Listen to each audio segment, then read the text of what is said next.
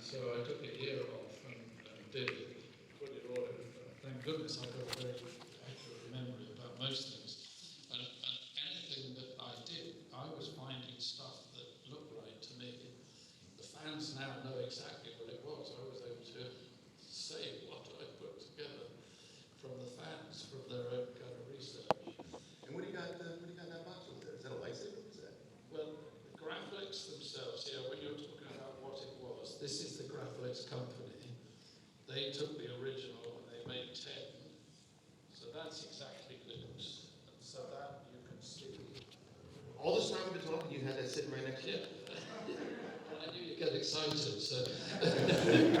Yes, you can hold it. I'll hold it. That's what we got. So that's literally the flash handle.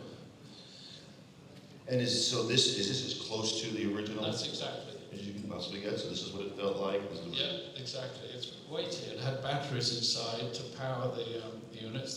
There's no difference to that than the original. Now They made 10 of them, and so I got one of them. Now, is that your assistant over there? Huh? Is that your assistant over there? Yeah. Oh, you knew what I was going to do. So you're very clever. I was going to sneak it away. But, so I can't tell. Do we have any questions from the audience? I can't see anything out there. I do see one more.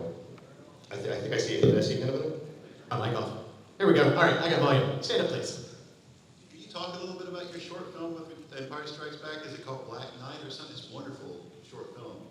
Thank you, Black Angel. Black Angel, yeah. Yeah, I decided to stop once I'd done Star Wars and Alien, and I thought, you know what, and I've seen other people fail, and I thought I've got to stop and do it. So I wrote what I love, which was a King Arthur story, and I was trying to be Kurosawa.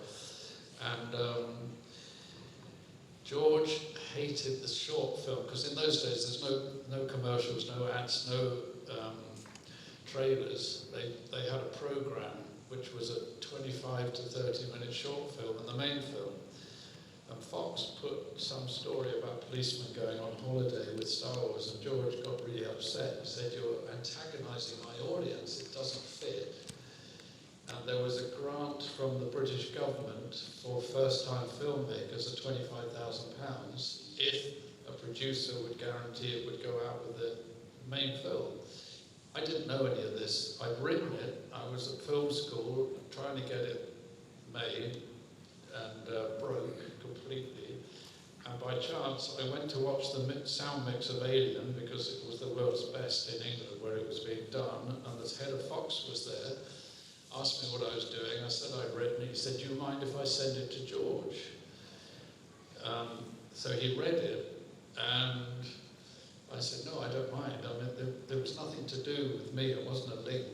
And George chose it to be made and said, in his usual way, "Just let Roger go and make it. They don't have the money." And it really wasn't enough money to make it, but they did the same thing. They gave me bits of film left over on Empire, and I filmed it in Scotland because I'd never seen Scotland shot ever. It's such a mystical beauty, this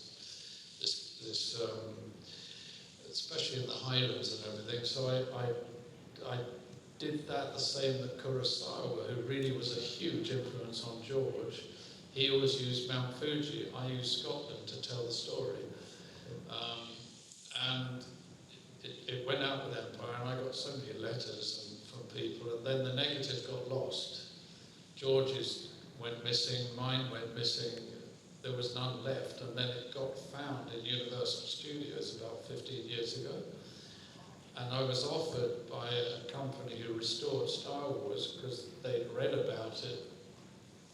What happened was, when John Borman made Excalibur, he took my short film and showed the whole crew before he made it and said, "This is what I want." I was joking because I said, I had 9 people on my crew. You're going to have 100 people. You can't do what I did. But and then George liked it. I literally had to make a 25-minute film. I didn't have all the minutes. And the editor said, "There's a way of step printing where you slow the film down." And because I didn't have fight arrangers, my fight was really simple. He showed me, and it made the fight look really way better.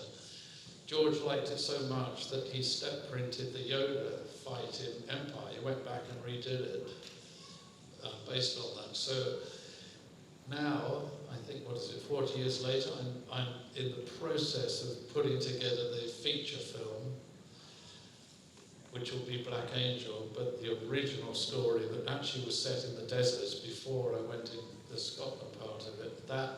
That's why I do all of this, because I'm having to keep alive while I'm trying to get an independent film put together, and these days it's very hard to get film finance for anything.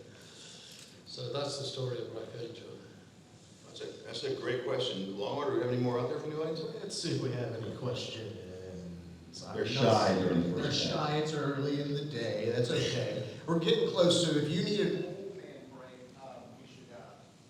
Your mic is, yeah, whatever. Okay. I'll just get one final question. We forgot to bring up, of course, you also worked on the prequel trilogy.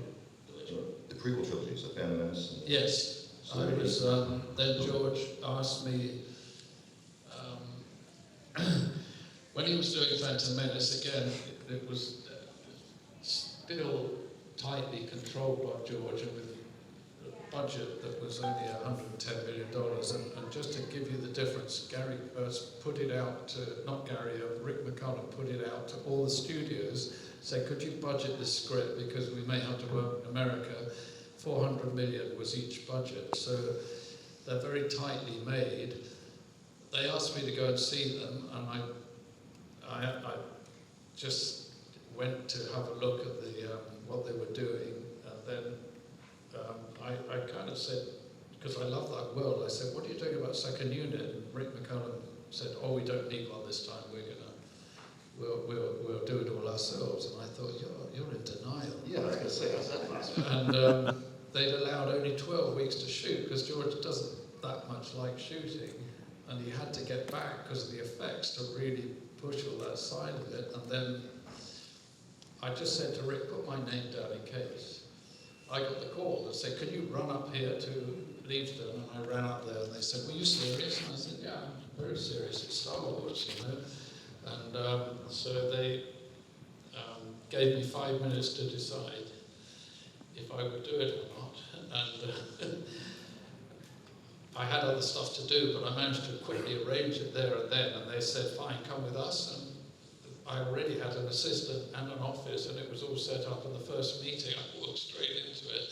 I then understood it was the Senate, and they didn't have enough time for the first unit to shoot. The Senate were the scenes that they had to do up front, the actors. So I had to shoot all of that. This happened about 5 or 6 times, that we were the first unit in. And again, just my crew one day, this is another auspicious moment, I said, guys, today, I don't know if you understand what we're going to do.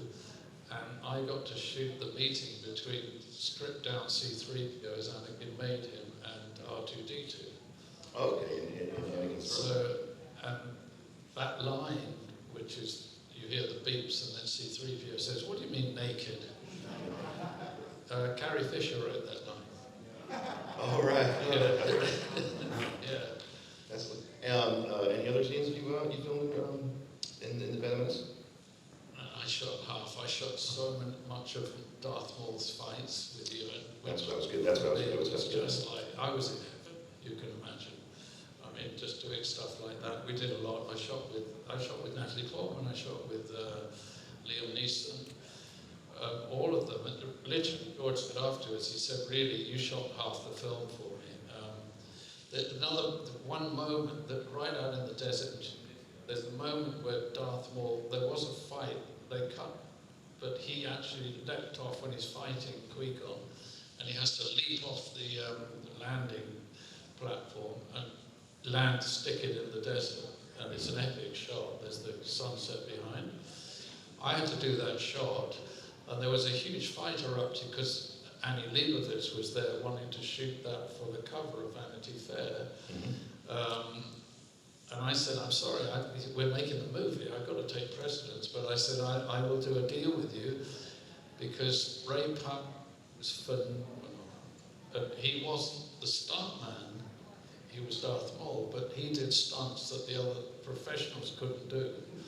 Yeah, He he's, said, "Here, I'll get it all set up." We had a big platform built for him to leap down and everything, and I said, "He'll stick it in one. I'll do one take. You can have it then, and you'll get the sunset." And that's what we did. I had that much faith in Ray Park. He was extraordinary. yeah, no, he's a great guy. I've seen him do his thing live, even now in his late 40s. He's still in really good shape. Yeah, I think it's the dance stick fighting champion, all sorts of champions. But some of the stunt stuff I had him do, and there was one they had to do a huge leap over the canyon. The other stunt boys couldn't do it. They were landing in the boxes. So I went to George and said, "Do you want me to cut the scene and do it in 2 takes?" He said, no, leave it. I'll take Ray to the Skywalker and I'll sim the other characters and I'll do it with them afterwards with Ray. He was that good. No, yeah, he's great. But, well, I want to thank you for coming here. No, For our so first thank you. inaugural Thanks for coming, We're everybody. all coming. You're going to be here for the later weekend in the Autograph Hall. So make sure you guys come by and see him. Look, he's got a lightsaber in his hand. We got some lightsabers. Yeah, I'm here, yes. But I'm not. as always, it's great to talk to you. Thank you so much. Thank you, Andrew. Yeah. Thanks, everybody.